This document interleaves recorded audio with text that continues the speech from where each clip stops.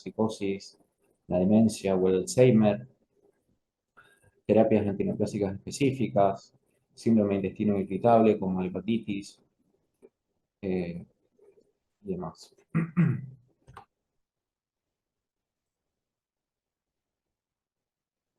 Este es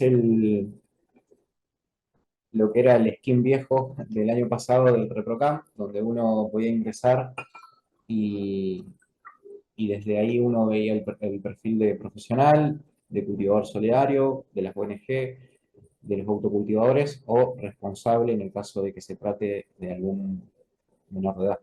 Entonces uno ingresa a cada uno de estos espacios y puede ver el estado de su trámite, ante cualquier eventualidad presentarlo a las autoridades y también tener en consideración los rangos permitidos. En Santa Fe específicamente hemos avanzado muchísimo respecto a lo que es toda esta temática. El año pasado se establecieron en distintos sectores de salud espacios de atención ambulatoria, tanto en hospitales como en centros de salud público.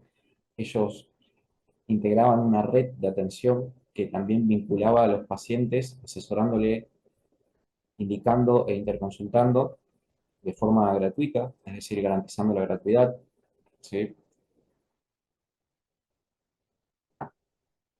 Y la verdad que ha sido un programa que hoy en día está bastante desarticulado, pero sin embargo hay referentes en distintos espacios, eh, en distintas regiones de Santa Fe, que uno por ahí puede ir derivando pacientes o viceversa, ¿no? Entonces, ha habilitado un poco lo que es la visibilización de todo esto. Y bueno, en sí la idea de esto era hacer una pequeña introducción y, y empezar a hablar del tema que aquí nos trajo, que son en sí la aplicación, o hablar un poco del sistema endocannabinoide y fitocannabinoide. Para eso está bueno identificar cuáles son los compuestos químicos y cuáles son sus orígenes de acuerdo a dónde se encuentran, ¿sí? Tenemos los endocannabinoides que son producidos naturalmente por el tejido de los seres humanos, que está el 2-AG y la anandamida, los cannabinoides sintéticos producidos en un laboratorio por síntesis artificial, como el K2 o el Spice o Navilona. Estos son bastante peligrosos, se han utilizado como antieméticos y han causado alta tasa de suicidios. Y después tenemos los fitocannabinoides, que son los producidos por la planta de cannabis, que son las sustancias activas de interés médico.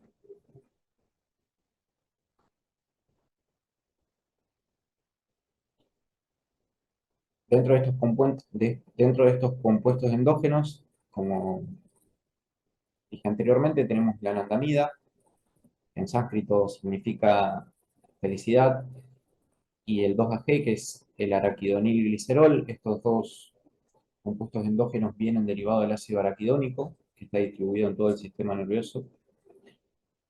Y tenemos los receptores endocannabinoides, que tenemos los CB1 y los CB2. Se clasifican como receptores acoplados a proteína G. Los CB1 se encuentran más que nada en el sistema nervioso central y los CB2 en la médula espinal y los nervios periféricos u órganos diana.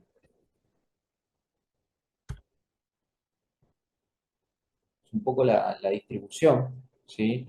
Del sistema de receptores de endocannabinoides. Es importante ver la distribución, ¿sí? De hecho, cuando yo empecé a estudiar la endocannabinología, me di cuenta de que tenía alta relación con la PNI, que es la psiconeuroinmunoendocrinología, respecto a cómo se empezaban a señalizar distintos órganos diana y esta señalización, cómo generaba distintos efectos dependiendo de la aplicación. Dentro de lo que es la historia de la endocannabinología, en el año 88 se descubren los receptores CB1 que son acoplados a las proteínas G de membrana. Todos los animales con médula espinal tienen receptores. En el año 92 se descubre la anandamida. En el año 93 los receptores CB2, que no se encuentran en el cerebro, sino en los órganos diana o a nivel periférico.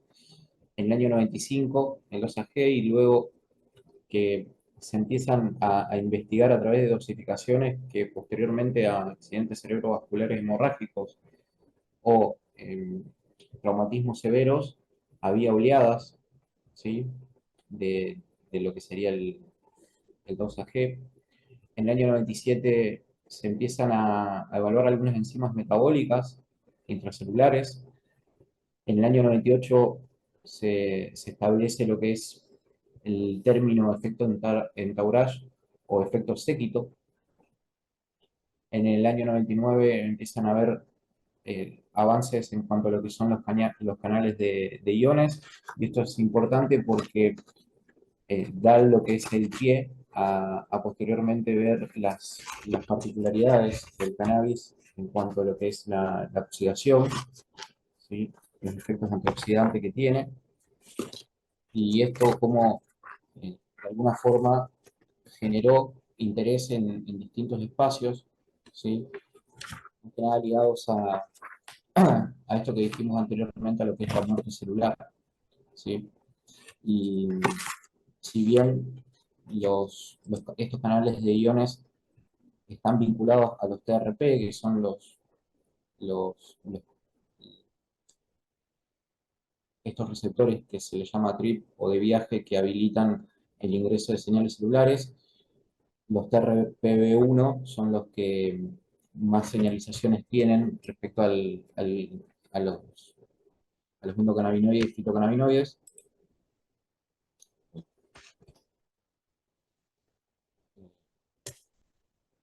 Bueno, y un poco después lo que seguía ahí es los efectos en la inhibición de los GABA, ¿sí? Es decir, en, en la disminución de la cantidad de glutamato, que es una estructura superinflamatoria del sistema nervioso central, y eso explica posteriormente cómo ayuda a la desinflamación, ¿sí? O a la disminución de la inflamación en todo el sistema nervioso central, ¿sí?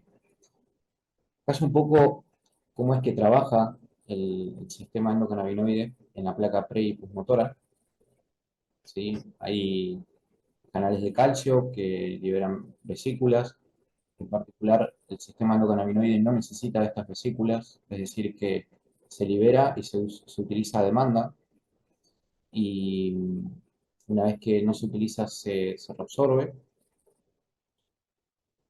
y tiene algo muy particular que se le dice como que es bastante promiscuo respecto a su actividad en los distintos espacios de señalización, es decir, que puede actuar de distinta forma dependiendo la necesidad, ¿sí?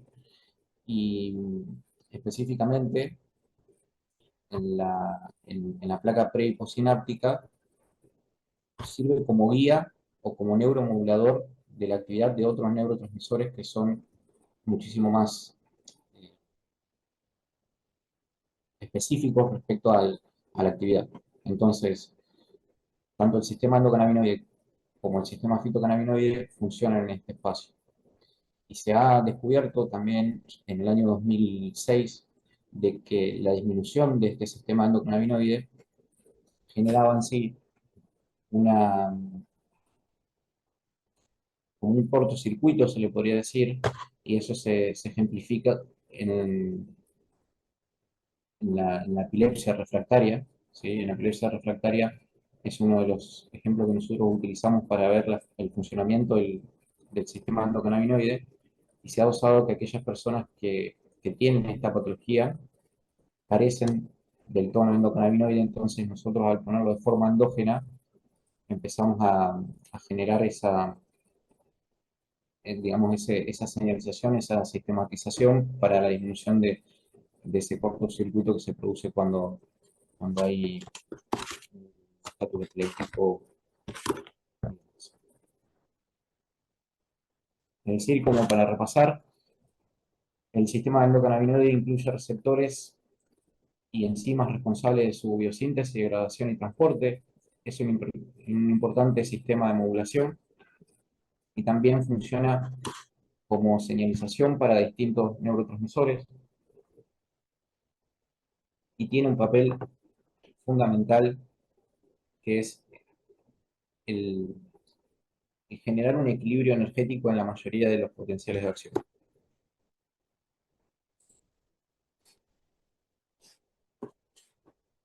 Una vez visto lo que es el sistema endocannabinoide, vamos a pasar a su sistema análogo, que es el de la planta, el sistema fitocannabinoide. Y para ello es relevante hablar un poco de la planta, de su taxonomía. La planta de cannabis es la mejor conocida del género Cannabachi, son 11. Otra planta otro género que está aquí son, por ejemplo, el lúpulo, muy conocido por la cerveza en sí. Y estas son las tres, o sea, las tres taxonomías de hojas o de plantas que se conocen, que han ido avanzando a lo largo de todos estos años que vimos anteriormente en la historia con el ser humano, que tenemos lo que es la ruderalis, que es más bien es una planta muy particular que crece en lugares inhóspitos, sin tanta necesidad de luz solar y agua, por ejemplo. Esta planta tiene algo particular que se la conoce también como la planta automática, ¿sí? Este, y tiene un periodo de reproducción muy corto y una producción muy baja también, ¿sí? De ahí se ha sacado lo que es la modificación genética para las plantas que están codificadas para autoflorecer, por ejemplo, ¿sí? Y después tenemos las índicas y las sativas. Las índicas son más bien, tienen menor cantidad de hojas, son más bien anchas, ¿sí? Son una hoja bastante grande, por lo general son bastante coloridas, un color verde oscuro. En cambio, las sativas tienen mayor cantidad de hojas, ¿sí? Son más espigadas y, y bueno, tienen esa morfología particular. Por lo general no encontramos genéticas que sean 100% de una, sino que hay muchísimo entrecruzamiento genético y por lo general hay un porcentaje de cada una de ellas, ¿sí? Lo que se le denomina un estado híbrido, por bueno, la cantidad de modificaciones genéticas entre cruces que ha habido a lo largo del tiempo.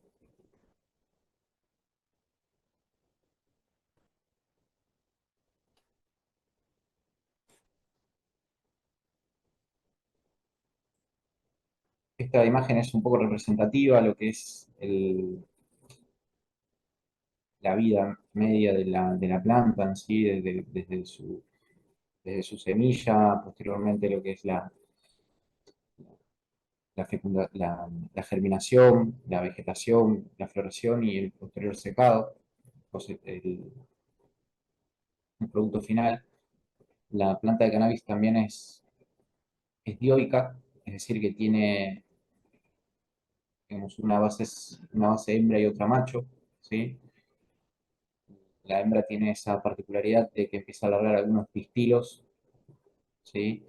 Y el macho empieza a alargar estos huevitos que posteriormente tienen lo necesario como para ir generando las semillitas. Es de interés médico eso porque la planta macho no se utilizan con fines medicinales. Y lo que a nosotros nos llama la atención o lo que es de grado médico para la aplicación es lo que está dentro de esa planta hembra, ¿sí? Lo que está dentro de los tricomas, específicamente ahí adentro.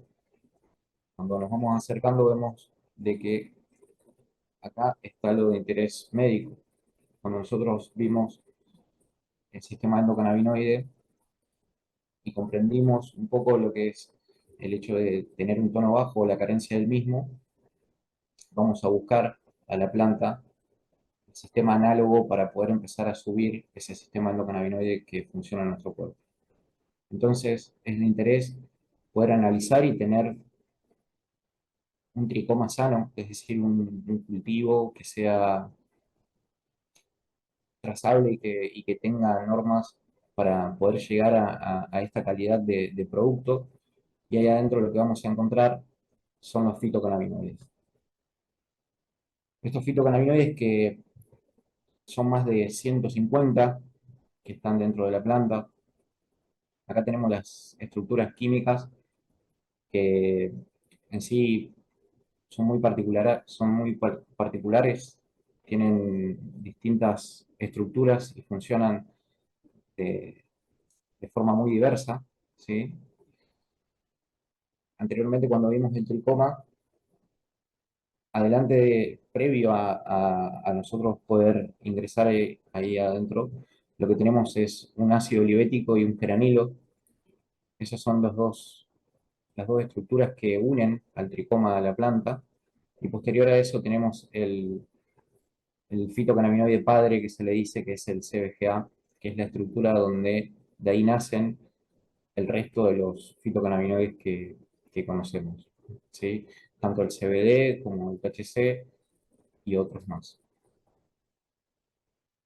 Esta imagen es interesante porque hay como fundamentos que dicen de que nosotros tenemos que tener en consideración algunas, algunas cuestiones que están vinculadas a lo que es el calor y la luz, ¿sí? Tanto el calor y la luz generan que la materia se modifique y que estos fitocannabinoides también se modifiquen.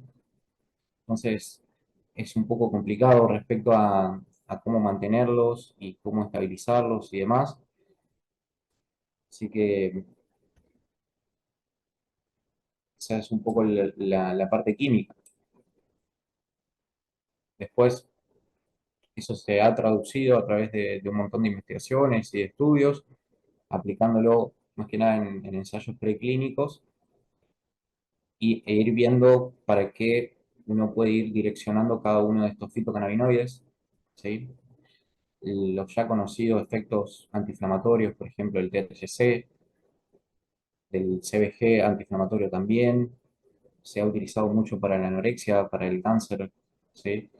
El CBGA para la diabetes también, el THCV para la inflamación, para el síndrome metabólico, y bueno, el CBD con todo lo que ya se sabe respecto a lo que es su aplicación para la epilepsia, para la esclerosis múltiple, para la artritis, para la migraña, para las convulsiones, ¿sí? Y bueno, cada uno de estos por ahí, respecto a lo que es la actividad médica, es importante empoderarnos y saber de que existen, porque vulgarmente uno conoce por lo general lo que es el THC y el CBD. Sin embargo, hay otros compuestos que son súper terapéuticos y hay una gran amplitud para, para generar, ¿no? Buena adaptación a distintos tratamientos y acompañar. Esto es importante, el hecho de acompañar tratamientos convencionales, eh, porque la mayoría de las veces esto es importante. La mayoría de los pacientes que vienen derivados ya están en etapas ominosas de sus patologías y eso se vuelve muy complicado después para poder referenciar un tratamiento o sumarle contenido, porque digamos, la severidad por ahí genera eso, ¿no? Entonces, está bueno por ahí tener esta información y ver que desde etapas iniciales uno puede ir acompañando tratamientos, ya sea de quimioterapia o de radioterapia, para evitar los efectos adversos de esos estudios, de esas terapéuticas, o en sí, para buscarle también ser órgano diana y tratamiento. Entonces, un poco la representación de lo que significa el efecto séquito, ¿sí? De la planta con todos sus compuestos, tanto los cannabinoides que vimos anteriormente, fitocannabinoides que vimos, como los terpenos y los flavonoides. Estos dos compuestos son más bien volátiles y son los que le dan el gusto y el sabor, pero también se han descubierto que son súper antiinflamatorios y algunos direccionándolos también tienen actividades antineoplásicas, ¿sí? Y otras más que son muy interesantes y está bueno por ahí avanzar sobre esto y saber. que, que nada, orientarnos un poco y en estas situaciones es importante porque eh, la planta tiene muchísimas bondades y en la actualidad hemos avanzado mucho, así que nada, tenerlo en consideración.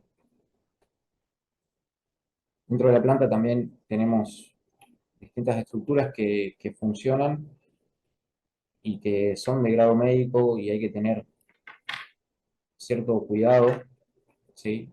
Más que nada, por ejemplo, con lo que es la clorofila. En la clorofila también hay un montón de compuestos activos como xantinas y demás que no están reconocidas por la farmacopea, no están reconocidas en sí por los distintos estudios y pueden llegar a generar estado de exacerbación psiquiátrica. Y es como la parte más particular de las extracciones de cannabis y eso se ha visto por ahí en lo que son las extracciones alcohólicas, que tienen mucho contenido de clorofila. También tienen pigmentos, lo que decíamos anteriormente de los flavonoides y los terpenos, azúcares, grasas y demás. ¿Sí? Fibras, por lo general. Y dentro de todo eso se ha empezado a generar un pequeño compendio y, y entre por ahí endocannabinólogos, personas que trabajamos con cannabis, empezamos a establecer nomenclaturas para hablar de la concentración de los fitopreparados y a eso lo dividimos en quimiotipos, ¿sí? Tenemos el quimiotipo uno que es aquel preparado que tiene mayor concentración de THC, el quimiotipo 2 que es aquel preparado que tiene concentraciones similares o iguales de THC y de CBD, se le dice 1,1, 2,2, 3,3, ¿sí? El quimiotipo 3 que es aquel que tiene mayor concentración de CBD. Esto no quiere decir de que el que tenga mayor concentración de CBD no tenga THC, sino que lo mismo con el quimiotipo 1, sino que tiene ese fitocannabinoide prevalente, ¿sí? Y el quimiotipo 4 sería el full spectrum en sí, donde empezamos a ver ya la incorporación de estos otros fitocannabinoides como el CBG, el CBD, CBDB, THCB y otros que se empiezan a incorporar, ¿sí? Ya con valoraciones que nosotros podemos ver a través de lo que son las cromatografías. Y, y también tenemos lo que otros, tenemos otros compuestos médicos, fármacos, ¿sí? Que son importantes para la aplicación, que son los isolados, que por lo general se hacen en laboratorios.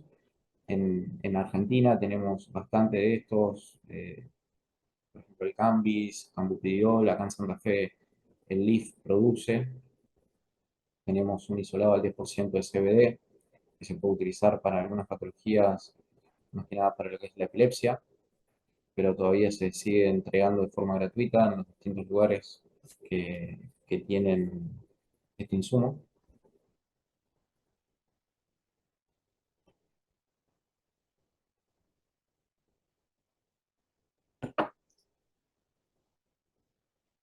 Y bueno, la importancia por ahí de lo que es la farmacocinética y farmacodinámica para, para ver la disposición que hay para la aplicación, ¿sí?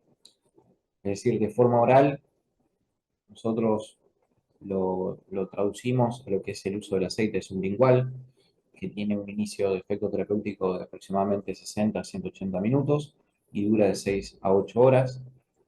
Se utiliza por lo general para dolencias crónicas, ¿sí? La desventaja es que por ahí tiene este retraso en el inicio terapéutico y que por lo general se carece de cromatografía, de lo que hablamos anteriormente, que es la posibilidad de poder cuantificar los fitocannabinoides en esos preparados. Después tenemos de forma inhalatoria el conocido cigarrillo de cannabis, que el efecto de inicio terapéutico es aproximadamente a los 5 a 10 minutos, ¿sí? Se utiliza más que nada para síntomas agudos y por lo general se requiere de dispositivos y entrenamiento para aquellas personas que ya utilizan cannabis pirolizada, ¿sí? También tenemos de forma oromucosa o el conocido vapor, que es el más seguro. Por ahí en estos vapores nosotros lo que podemos hacer es controlar la temperatura para las distintas dolencias al, al tener esa particularidad de controlar la temperatura. Nosotros, como vimos en el gráfico de los fitocannabinoides, si subimos la temperatura podemos llegar a algunos fitocannabinoides específicos y si lo consumimos en una temperatura particular podemos llegar a otro. Entonces, el hecho de poder controlar eso es importante y también de forma tópica, ¿sí? Con cremas o ungüentos, que es muy variable dependiendo de la disponibilidad o la cantidad de concentración que tengan esos preparados. En cuanto a la atención médica, yo cité acá un paper que me pareció muy interesante, que habla un poco del conflicto de interés, que es But My Doctor Recommended Path, que es eh, un médico generalista de Colorado que empezó a observar y ver la ética y la moral de los médicos por ahí que venían trabajando con cannabis y cómo abordaban los distintos tratamientos, ¿sí? Esto es muy interesante y este, nada, comentaba un poco de que muy pocos médicos registraban esto de poder de darle cannabis a los pacientes y por ahí lo dejaban a la libre interpretación de cada uno. Y en Estados Unidos están los conocidos dispensarios, en donde el médico no puede prescribir, pero sí puede recomendar. Entonces, le recomendaba el uso de cannabis, los pacientes llegaban al dispensario y cuando llegaban al dispensario tal vez no tenían lo que el médico le recomendaba y la persona que dispensaba le daba otra cosa. Entonces quedaban ahí como en una nebulosa, se podría decir. Y bueno, nada, abarca un poco eso, esa investigación de ese médico. Así que nada, respecto a lo que es nuestra atención, me parece súper importante retomar cuestiones vinculadas a lo que es la relación médico-paciente, el tiempo de consulta siempre es importante, el hecho de consolidar una historia clínica universal, nosotros en la asociación trabajamos para eso, la solicitud de interconsulta con especialistas, es decir, muchas veces los pacientes acuden a una consulta de endocannabinología y no han acudido a su especialista para tratar la patología de base que traen a la consulta, por eso es importante por ahí el hecho del conocimiento de la medicina general para saber cuáles son los momentos de generar esta interconsulta. Los hechos burocráticos y la declaración jurada y consentimiento informado que se firman para ingresar dentro del programa nacional.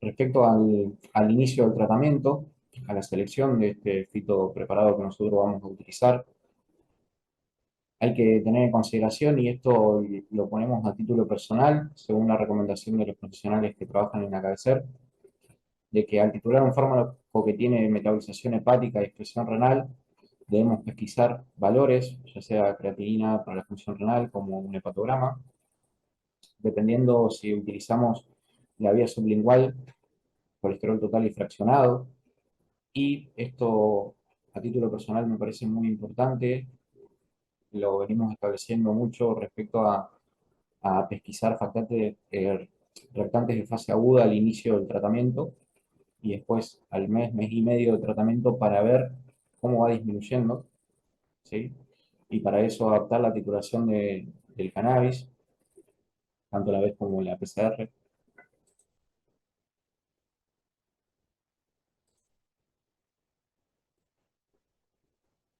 Y la dosificación.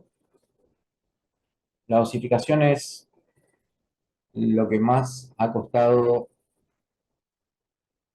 como no tenemos un consenso acá en Argentina, pero sí hay un consenso internacional que fue encabezado por el doctor Itan Russo, que es digamos, uno de los médicos que nosotros tenemos como referencia en cuanto a lo que es la aplicación.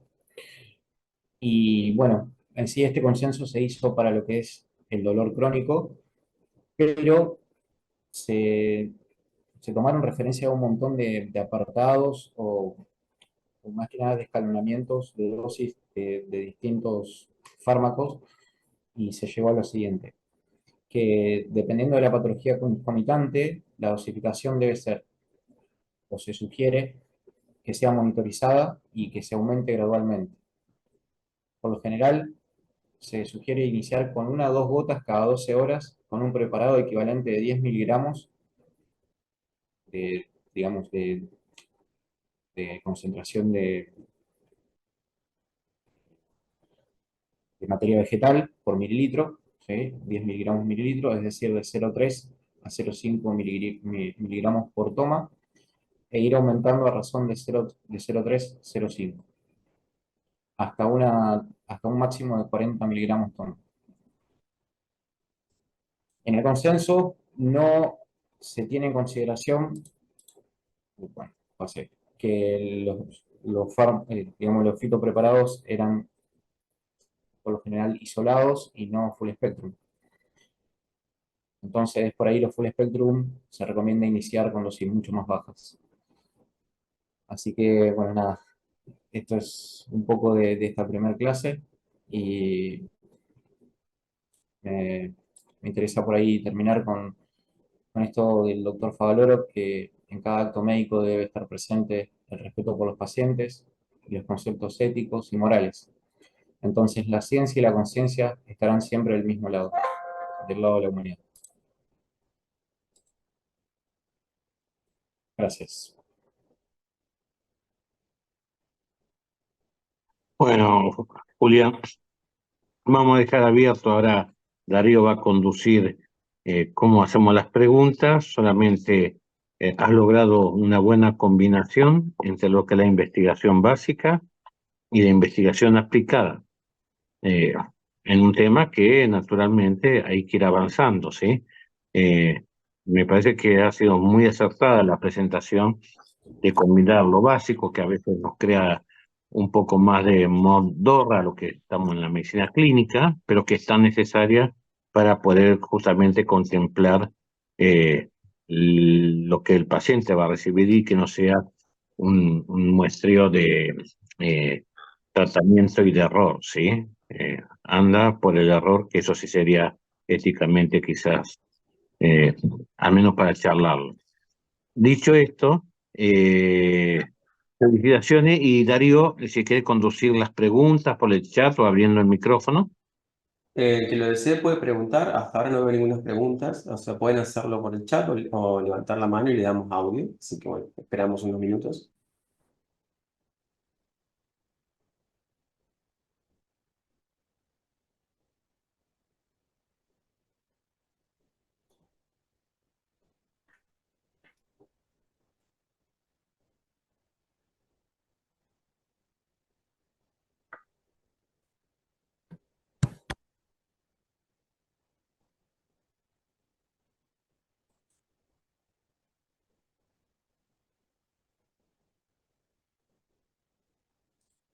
Te hago una pregunta, Darío. Sí, doctor.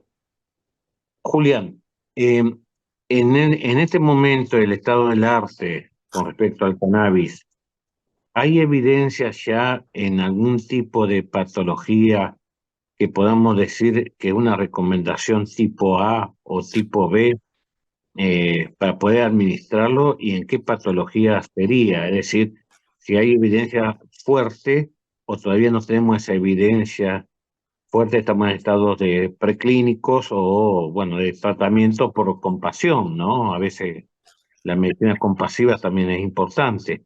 Eh, Esa es mi pregunta, Julián. Bien, bien, perfecto. Sí, De hecho, la FDA ha establecido como criterio, como gol estándar, el tratamiento de la epilepsia refractaria con cannabis medicinal, más que nada con CBD. Es decir, aquellos pacientes que sufren de epilepsia refractaria y que ya han probado con la mayoría de los fármacos que están disponibles en la farmacopea, se puede utilizar cannabis para abordar ese tratamiento. Respecto a después lo que es un grado de evidencia un poco más bajo, sería lo que es la recomendación de expertos, ¿sí? Respecto a aquellos profesionales que ya vienen trabajando con cannabis hace mucho tiempo y recomiendan el uso. Hay diversas patologías que hemos tenido muy buena adaptación al tratamiento, como por ejemplo de orden psiquiátrico, ansiedad, depresión, ¿sí? Eh, Más que nada también tenemos casos como por ejemplo la epilepsia idiopática u otros que es muy interesante el hecho de cómo abordarlo y tratarlo, y siempre por lo general surgimos a través del acompañamiento de otros profesionales que nos brindan esas herramientas.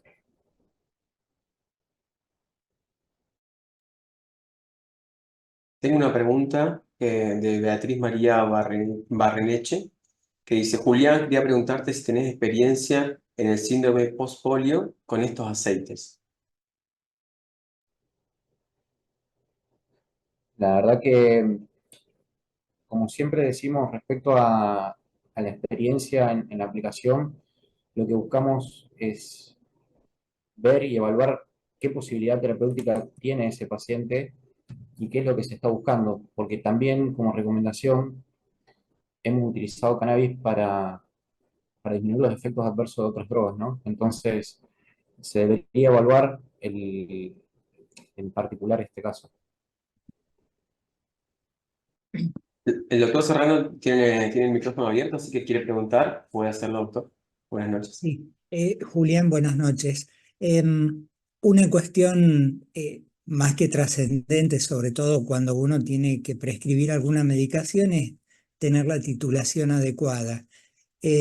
Con esto de que, sobre todo los cultivadores personales que tienen y efectúan aceite, que no tienen una titulación y que no sabemos si es una cepa sativa, índica o cuál de ellas, si tiene más THC o más tetrahidro o más alguno de los otros principios activos, ahí cómo se procedería. ¿Se entiende la pregunta? Sí, sí, totalmente, súper clara, y de hecho es tal vez la limitación más particular que tenemos para la titulación. Es decir, contamos con herramientas como por ejemplo son eh, que tenemos acá en la Facultad de Bioquímica un cromatógrafo donde enviamos a analizar el fito preparado y ahí nos devuelven a través de un informe, nos devuelven la cantidad de fitocannabinoides que tiene ese preparado, y a raíz de eso nosotros podemos ir titulando, ¿sí? Pero por lo general, esto que vos decís es un gran problema y bueno, no hay un control específico respecto a eso, y muchos pacientes están utilizando cannabis a ciegas. Por lo general tienen efectos beneficiosos, algunos. Entonces, cuando estamos ante esos casos, lo que buscamos es hacer que ese paciente se acerque a la Facultad de Bioquímica o a algún cromatógrafo que tenga cerca para ver y poder cuantificar lo que hay ahí adentro. De todas formas, nosotros trabajamos en conjunto y en red con distintas asociaciones que todos digamos, los fitoderivados lo tienen cromatografiado, entonces a raíz de eso podemos ir titulando específicamente, ¿sí? No sé si pude responder, pero es una limitante bastante particular que tenemos respecto a eso. ¿Y el cannabis que tenía Leaf está titulado, está cuantificado? ¿Tienen cromatógrafos para hacerlo? Claro, el cannabis, el, digamos, del leaf particularmente, es un preparado al 10%. Ellos lo que hicieron fue importar cristal de CBD y después lo diluyen y hacen el preparado, después la cromatografía.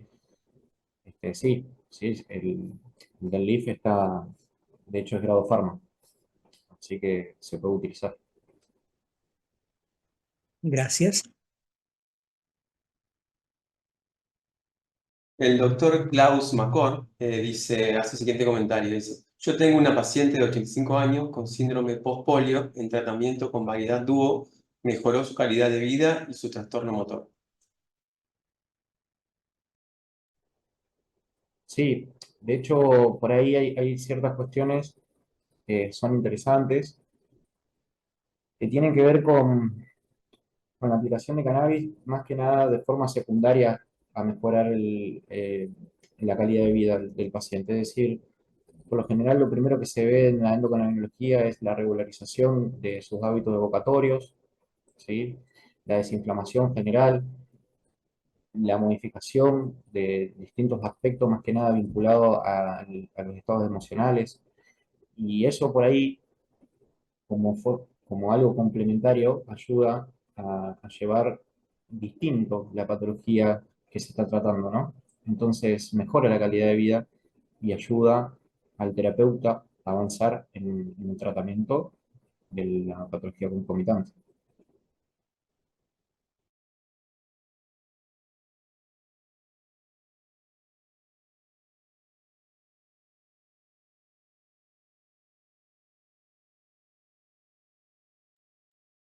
No vemos preguntas, doctor, por ahora. Bueno, Julián, y a todos los presentes, gracias por la presentación y el Colegio